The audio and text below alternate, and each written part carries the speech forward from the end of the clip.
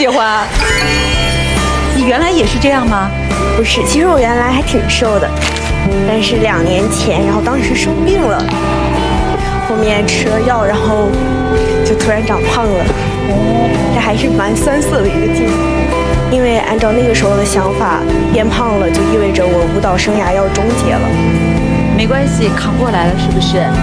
其实也不算是扛过来，因为我这个人消化东西比较快，我可能发现这件事情，发现自己跳不了舞了以后，我立马就奖励自己吃了一顿烤肉。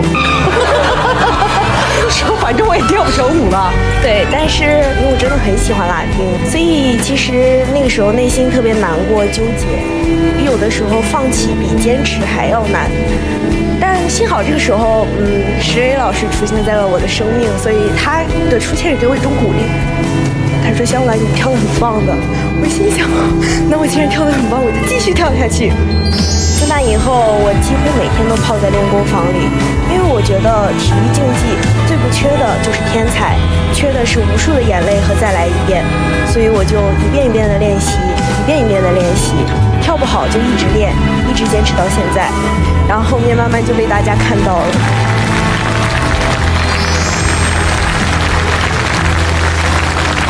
其实有的时候青春有点小残酷的，青春期身材发胖后，难免被旁人用不一样的眼光看待，周围的人眼光都不一样了的时候，你是怎么调整自己的心态的？